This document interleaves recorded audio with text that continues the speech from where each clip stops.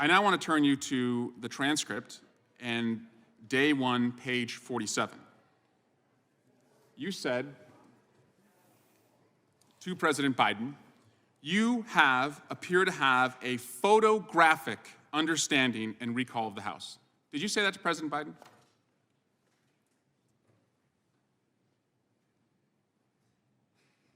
Those words do appear on page 47 of the transcript.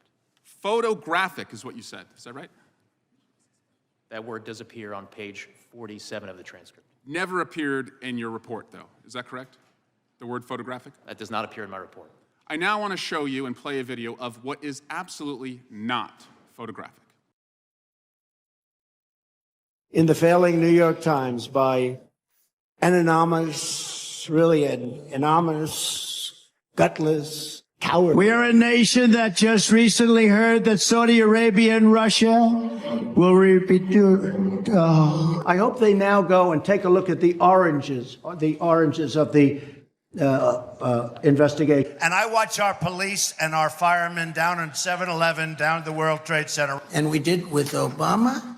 We won an election that everyone said couldn't be won. This is the very definition of totalitarianism. And let me begin by wishing you a beautiful, look, you remember this? Do you remember? God bless the United States. The windmills are driving them crazy. They're driving I'm the gentleman. the whales, I think, a little batty. I'm And I the went to gentleman Puerto as Rico, expired. and I met with the president of the The gentleman yields back. The chair now recognizes the gentleman from North Carolina.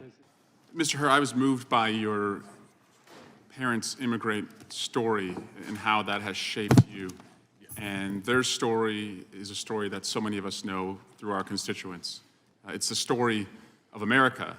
It's a story that the guy who appointed you would end if he was in charge again. It's a story that most of the folks on the other side of the aisle seek to block every day in this room, but it's a story that's persuasive. You want your report to be received with credibility, is that right? My goal was to provide a thorough explanation of my decision to the Attorney General as I was required to do. And as I said in my opening statement, I felt that I needed to show my work. And you want to be received as credible, right? That would be helpful and laudable, yes. Well, a lot has changed since 2018 for the person who appointed you, former President Trump. Since you were appointed, he was impeached for leveraging 350 million U.S. taxpayer dollars over Ukraine to get dirt on President Biden. He was then impeached a second time for inciting an insurrection. He was charged for possessing classified documents and obstructing justice. He was charged for paying for the silence of a porn star. He was charged in Georgia for his role in January 6th. He was charged in the District of Columbia for his role in January 6th. He owes $400 million to the state of New York for defrauding the state through his taxes, and he has been judged a rapist. You want to be perceived, understandably, as credible, and so I want to first see if you will pledge to not accept an appointment from Donald Trump if he is elected again as president. Congressman, I'm not here to testify Seems like an easy about answer, what will happen in the future. considering what I just laid out. I'm here to talk about the report and the work that went into it. And But you don't want to be associated with that guy again, do you? Congressman, I'm not here to offer any opinions about what may or may not happen in the future. I'm here to talk about the work that went into the report, which I stand by. There were no limits on you as to what you could charge President Biden by the Attorney General, is that right?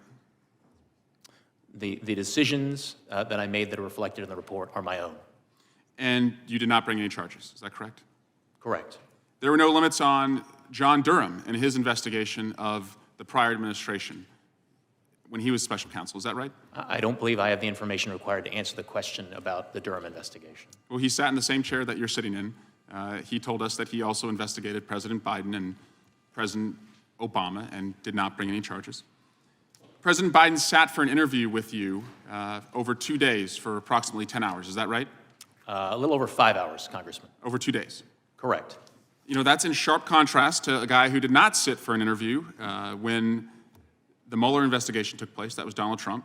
did not sit for an interview when he was impeached in this committee room by the Judiciary Committee, did not sit for an interview when the second impeachment occurred and he was invited to sit for an interview for his role in January 6th, and did not sit for an interview in the January 6th